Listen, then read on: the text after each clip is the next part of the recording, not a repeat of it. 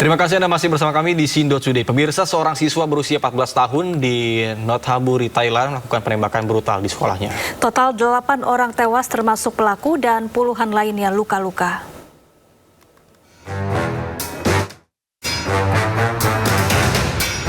Polisi masih berjaga di sekolah menengah pertama Depsiri Nonthaburi, Thailand. Beberapa jam usai penembakan yang dilakukan oleh seorang siswa berusia 14 tahun. Insiden tersebut menyebabkan 8 orang tewas, termasuk pelaku yang mengarahkan senjatanya ke diri sendiri usai serangan. 5 korban tewas lainnya merupakan anggota staf sekolah, sementara sedikitnya 30 orang lainnya terluka dan 9 diantaranya dalam kondisi kritis. Sebelum melepas 26 tembakan dari pistol yang diduga milik kakeknya, pelaku diketahui terlebih dahulu menembak kakek dan neneknya di rumahnya hingga menyebabkan keduanya meninggal dunia sekitar pukul 10 pagi waktu setempat. Polisi telah mengamankan sejumlah barang bukti dari rumah pelaku, termasuk perangkat elektronik dan barang rumah tangga. Sementara Perdana Menteri Thailand, Anusi Chanwirakul, menyebut penggunaan senjata api di Thailand tanpa otoritas adalah ilegal. To carry any weapons in the public is already illegal in our country. But in this case, there were many other factors to cause this incident. Hingga kini polisi masih menyelidiki motif serangan dan akses pelaku terhadap senjata.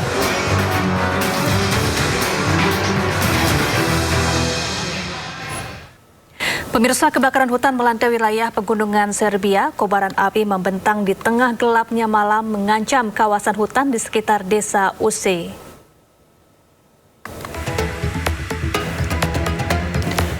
Kebakaran hutan besar terus melanda kawasan hutan pinus di vegetasi rendah di dekat desa Use, Serbia. Api merambat melintasi lereng pegunungan yang curam dan juga dipenuhi hutan membuat upaya pemadaman semakin sulit. Rekaman drone pada malam hari memperlihatkan bahwa garis api memanjang di sepanjang lereng gunung. Lidah api terus menyusuri hutan sementara cahayanya menerangi perbukitan di sekitarnya. Petugas darurat berupaya untuk mengendalikan api dan juga mencegah kebakaran meluas ke wilayah lainnya. Serbia dalam beberapa waktu terakhir dilanda sejumlah kebakaran hutan seiring cuaca panas dan kering melanda berbagai wilayah.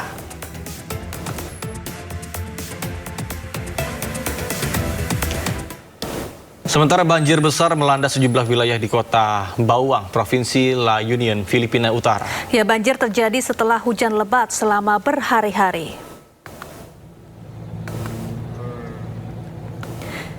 Video memperlihatkan seorang pria menerobos banjir setinggi lutut, sementara kendaraan melintasi jalan yang tergenang. Kepolisian Nasional Filipina melaporkan sedikitnya 6 orang tewas dalam insiden terkait hujan lebat akibat monsun barat daya dan siklon tropis Mei serta Luis, termasuk akibat tenggelam dan tanah longsor. Sekitar 1.191 keluarga telah mengungsi, sebanyak 732 keluarga berada di pusat evakuasi. Sementara lainnya mengungsi di rumah kerabat dan teman. 7 rumah dilaporkan rusak, sementara lebih dari 15.000 orang terdampak monsun dan siklon tropis tersebut. Operasi bantuan dan pemulihan listrik masih berlangsung di sejumlah wilayah terdampak. 9390. Pemirsa, petugas Garda Sipil Spanyol kembali menemukan jenazah migran di perairan Ceuta, Spanyol. Ya, jenazah diduga milik migran yang tewas saat mencoba memasuki Ceuta dari Maroko menggunakan para layang.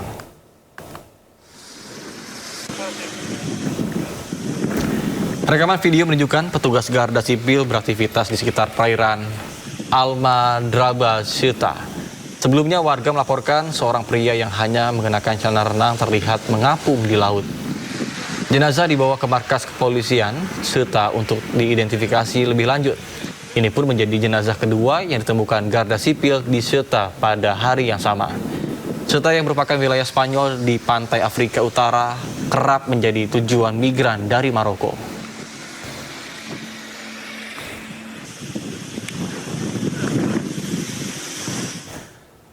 Pemirsa, demonstrasi besar-besaran menentang reformasi pemerintah Presiden Javier Milei di Argentina berujung bentrok dengan aparat di depan gedung Kongres. 12 orang ditahan dan sejumlah demonstran serta petugas dilaporkan terluka.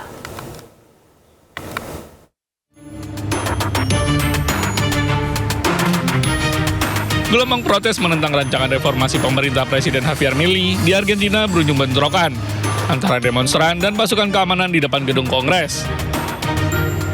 Rekaman memperlihatkan polisi federal menembakkan peluru karet dan menyemprotkan gas air mata ke arah massa. Sejumlah truk meriam air juga dikerahkan untuk membubarkan demonstran dengan semburan air bertekanan tinggi.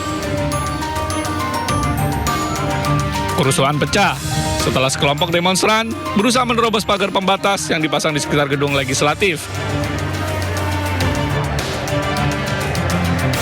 Sejumlah demonstran mengangkat batu, merusak bangku taman, dan menggunakan berbagai benda untuk memblokir sebagian jalan.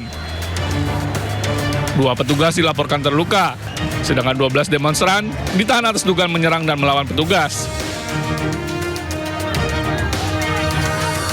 Aksi demonstrasi digelar oleh serikat buruh, organisasi sosial, dan kelompok politik yang menolak rancangan undang-undang tentang kekebalan hak milik pribadi. Protes berlangsung saat Senat Argentina membahas rancangan undang-undang yang didorong oleh pemerintah Milei.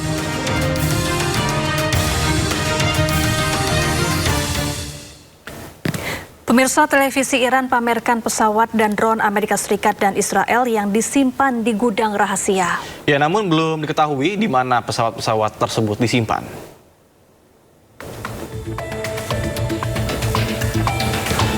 Televisi Iran menayangkan rekaman yang diklaim memperlihatkan pesawat dan drone Amerika Serikat dan Israel yang ditangkap dan disimpan di sebuah gudang rahasia di lokasi yang tidak diungkapkan. Rekaman memperlihatkan sebuah drone, sejumlah bagian pesawat, dan juga berbagai komponen mesin. Klaim muncul di tengah memanasnya hubungan Iran dan Amerika Serikat mengenai konflik di Selat Hormuz.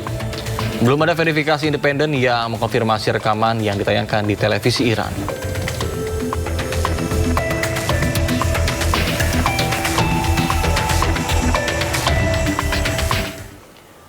Presiden Amerika Serikat Donald Trump membantah laporan yang menyebut negaranya mengalami kekurangan amunisi penting untuk berperang. Ya, Trump menegaskan Amerika Serikat masih memiliki persediaan amunisi dalam jumlah besar serta cukup untuk membantu persenjataan sejumlah negara seperti Ukraina.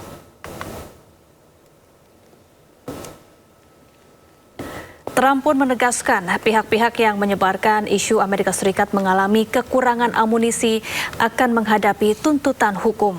Pernyataan Trump disampaikan setelah sejumlah media Amerika Serikat melaporkan bahwa menipisnya persediaan rudal pencegat menjadi salah satu faktor yang memengaruhi keputusan pemerintah untuk menunda serangan tambahan terhadap Iran. Namun Trump menegaskan produsen senjata tetap akan memasok kebutuhan Amerika Serikat secara tak terbatas dan akan mencapai target pengiriman terbesar sepanjang sejarah. President, on munitions, you posted overnight that the U.S. has a massive amount. That's right. You denied that there were any shortages. There is a supplemental request for $21 billion to restock. So why is that request still there? Well, because we need more all the time. I mean, we need more. Look, we gave tremendous amount to Ukraine. The Biden people did. And they were given free of charge. No charge. No charge. Billions, hundreds of billions of dollars. And fortunately, I built up so much during my term. I rebuilt the military and also loaded it up with a lot of stuff. Now, we have certain types of munitions that are very powerful, that we have unlimited, virtual unlimited. Pemirsa, Iran dan Oman semakin dekat mencapai kesepakatan mengenai penanganan di Selat Hormuz. Meskipun keamanan di blokade tersebut belum sepenuhnya terjamin karena Amerika Serikat masih memblokade pelabuhan-pelabuhan Iran.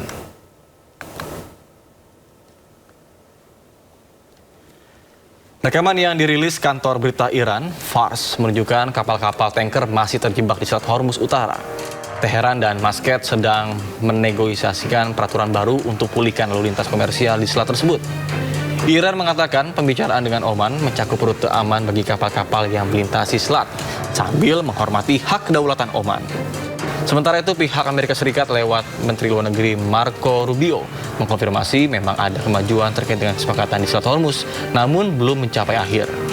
Tensi di Selat Hormuz memanas lagi menyusul pernyataan yang saling bertentangan dari Teheran dan juga Iran.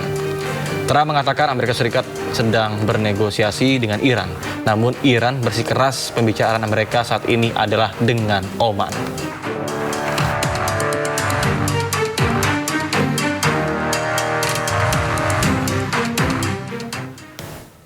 Pemirsa, tentara Israel kembali melancarkan serangan udara ke distrik Tire di Lebanon Selatan. Serangan itu terjadi di tengah perundingan antara Israel dan Lebanon yang dimediasi Amerika Serikat. Tentara Israel melancarkan serangan udara ke wilayah Al-Mansuri, distrik Tir, Lebanon Selatan, Kamis waktu setempat. Rekaman video menunjukkan kepulan asap tebal membubung tinggi. Israel mengklaim menargetkan infrastruktur milik tentara Hizbullah. Israel juga menuduh Hizbullah melanggar perjanjian gencatan senjata. Serangan ini terjadi di tengah perundingan antara Israel dengan Lebanon yang dimediasi Amerika Serikat.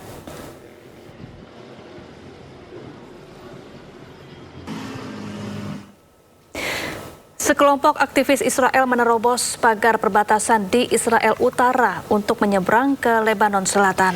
Ya, mereka mendesak pemerintah Israel mendirikan pemukiman Yahudi di wilayah Lebanon.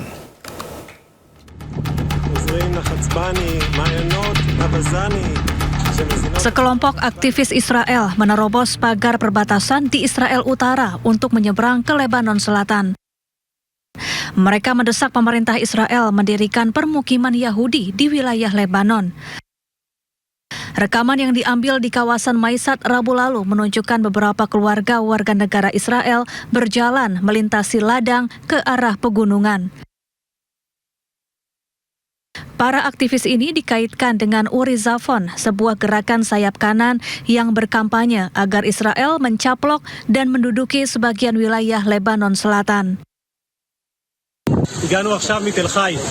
בתל חי נלחמו יהודים בגבורה כדי שהגבול הצפוני שלנו לא יהיה מוגבל אל כל מיני מגבלות מומצאות של כל מיני מדינות שהחליטו שפה עובר הגבול או שם עובר הגבול וחילקו את ארץ ישראל שלנו לחלקים. כמו שתל חי היום יהודית, ככה...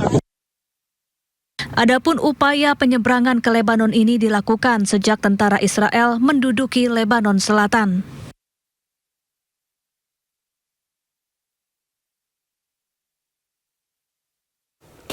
Pemirsa, prosesi pemakaman seorang pemuda Palestina akhirnya dilaksanakan usai jenazah dikembalikan oleh otoritas Israel. Ya, pemuda tersebut dilaporkan gugur dan jenazahnya sempat ditahan selama berbulan-bulan sejak April lalu. Isak tangis dan takbir mengiringi prosesi pemakaman pemuda Palestina ala Khalid Muhammad Sbey di desa Tayasir, tepi barat. Pemuda tersebut dilepas sebagai martir setelah jenazahnya ditahan oleh pihak militer Israel selama berbulan-bulan. Upacara penghormatan terakhir ini baru dapat terlaksana usai jenazah akhirnya dikembalikan kepada pihak keluarga. Pemuda tersebut diketahui gugur dan jenazahnya langsung ditahan oleh militer Israel sejak tanggal 9 April 2026. Ambulans dari Bulan Sabit Merah Palestina mengawal ketat proses serah terima hingga evakuasi jenazah menuju rumah sakit dan lokasi pemakaman.